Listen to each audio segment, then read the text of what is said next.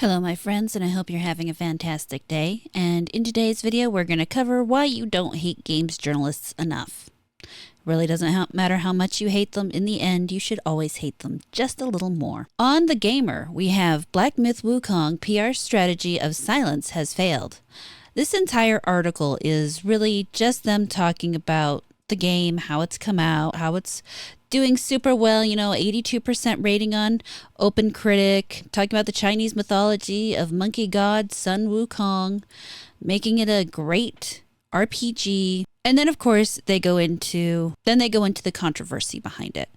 And of course the controversy behind it, realistically, they start with that Black Myth Wukong claimed that someone attempted to extort them for consultancy.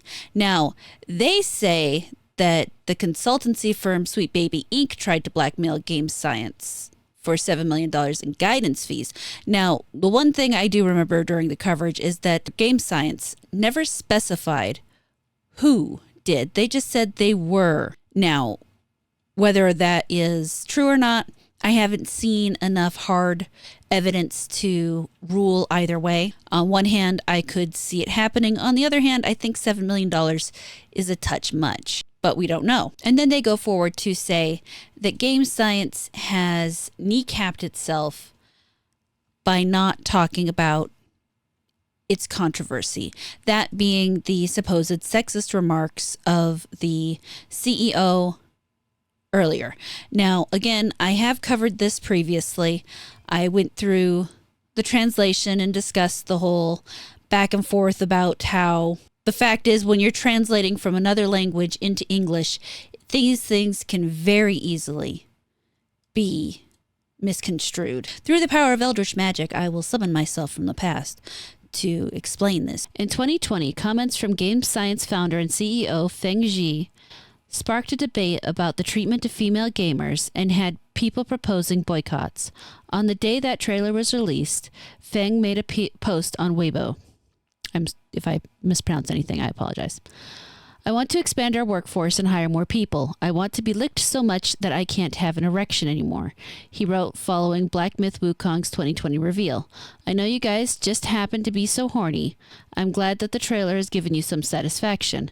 My goal is to give blowjobs to people who appreciate my work and to help people who share my vision achieve orgasms. In another post about the trailer, he said, now I feel pressure in my pants. These are weird and kind of gross statements to make on a public forum, to be sure, but not necessarily indicative of bigotry.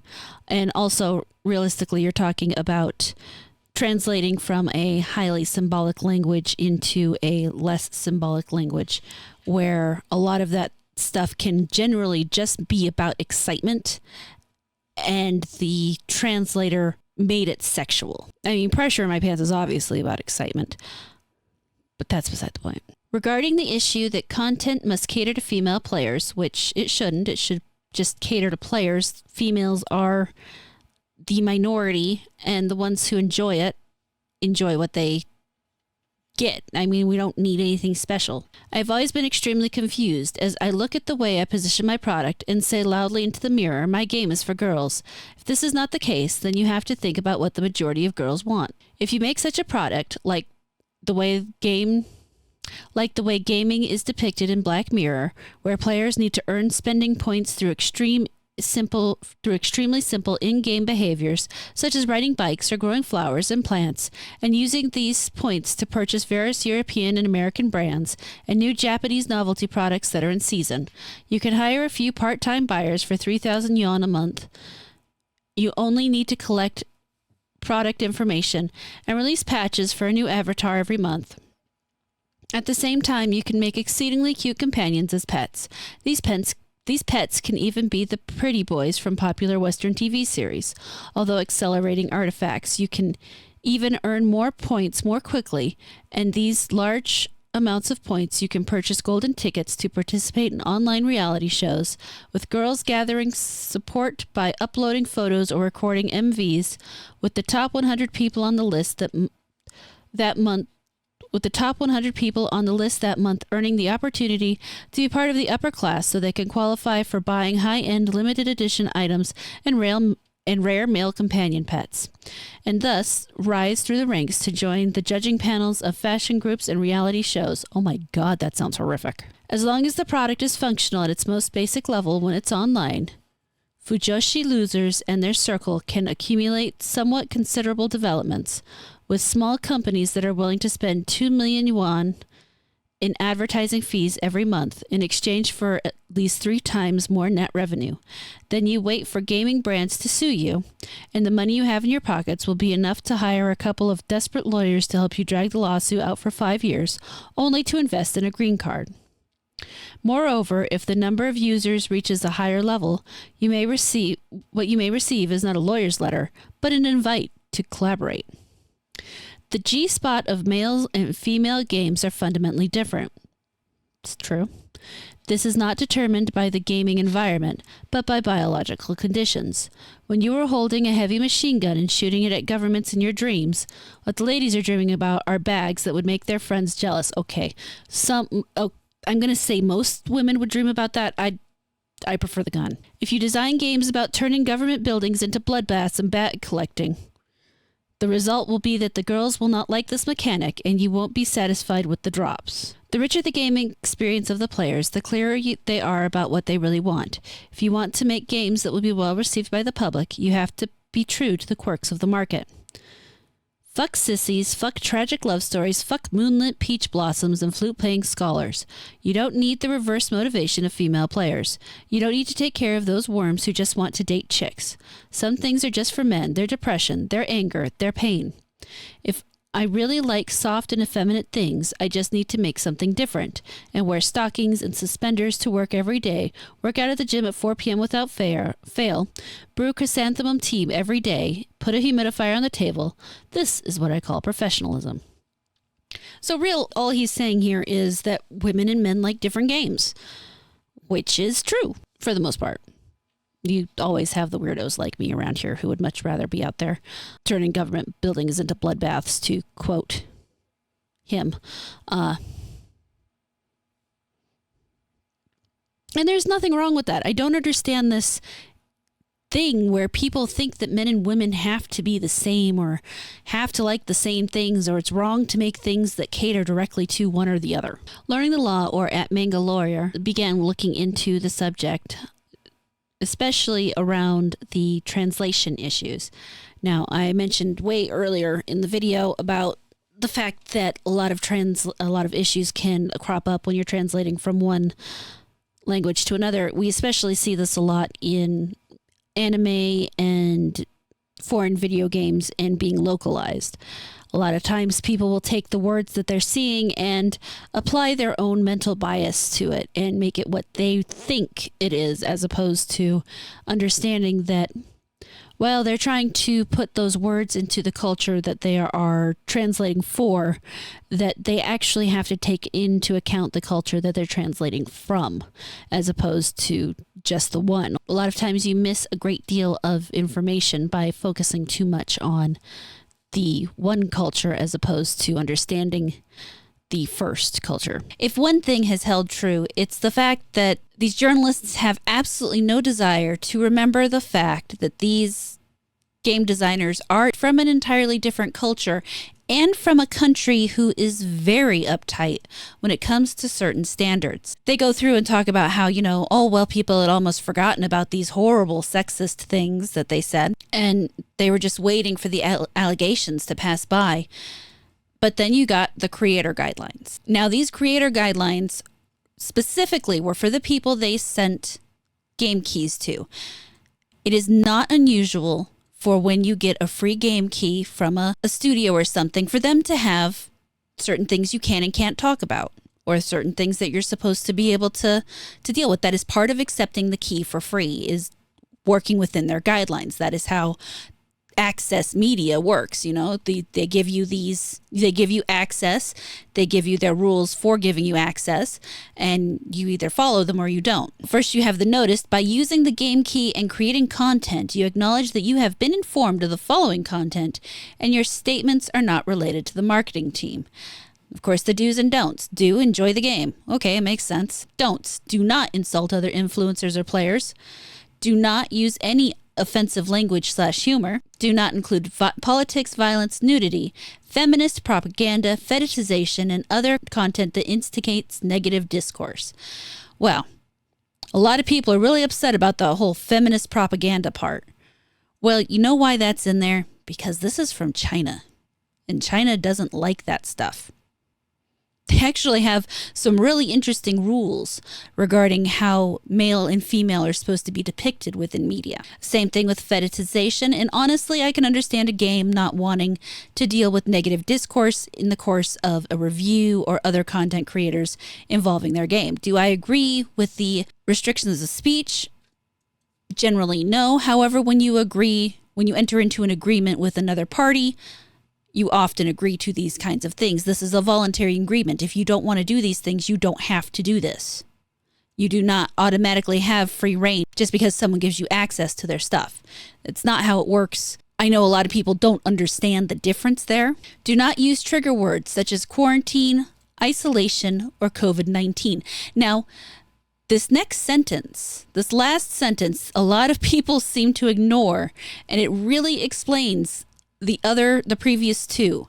Do not discuss content related to China's game industry policies, opinions, news, etc. Well, gee, it's almost like China has some kind of really uptight social media rules that they want to make sure you fall within so that they can use your stuff in their country. That's really what that is.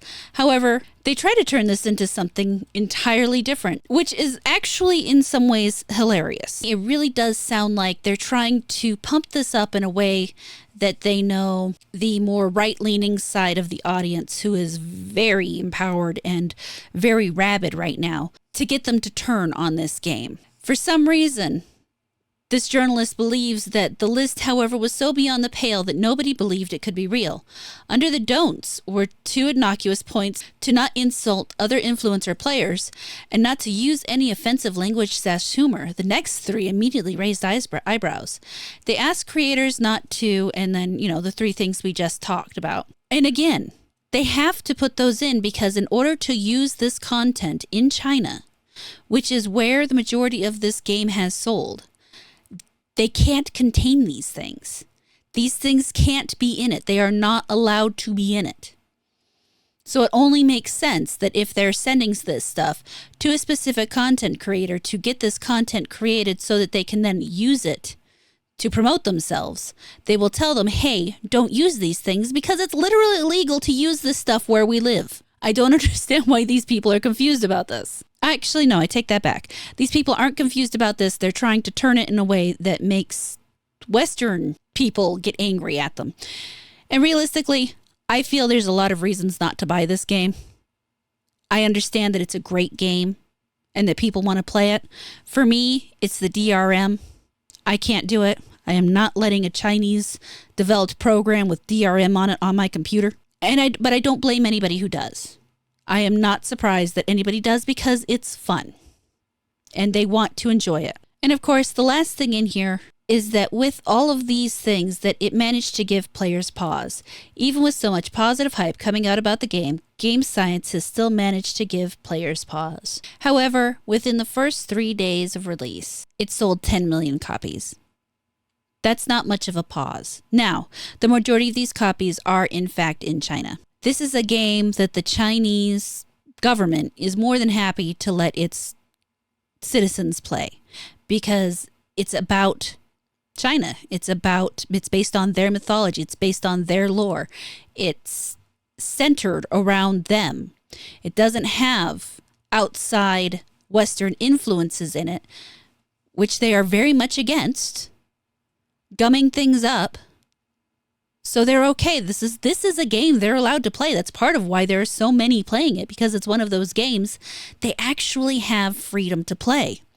Because there it is an entirely different world. They don't get to do the type of things we do. They don't get to buy whatever game they want just because it looks interesting. There are so many rules about what they can and can't play, what gets imported, what doesn't. And the rules and the hoops that you have to jump through to pirate and steal these things in that country are ridiculous. You might think it's just as easy as turning on a VPN, But it's not, because the Chinese government will track you down and lock you up. That's not an exaggeration. It's a fact. So perhaps it's maybe just me, but it seems crazy that games journalists would take this and, well, okay, I take that back. I shouldn't be surprised that games journalists would take this information and try to spin it in a way to make this game look poor to others. Because fact of the matter is, no matter how I feel about the fact that it's a Chinese developed game with DRM that's quite invasive on my system, my computer system, it's a fun game for people. People are loving it. And I think in terms of that, it's fantastic. I love that people have a game to be excited about and that they are enjoying. But it's also showing, along with the failures of Concord and Dustborn, how wrong they are about the audience, about modern audience. The modern audience isn't who they believe it is. Because the fact of the matter is, they believe the modern audience is only themselves and people like themselves, and that everybody's like them except for the evil people over there. Obviously, they are far more populous than the evil people. So therefore, if they make a game that they want, everybody's going to buy it and everybody's going to love it and they'll show us. But, that kind of backfired in their faces. All that said, my friends, what do you think? Do you think you hate games journalists enough, or do you think you might have just a little more room for anger in your heart?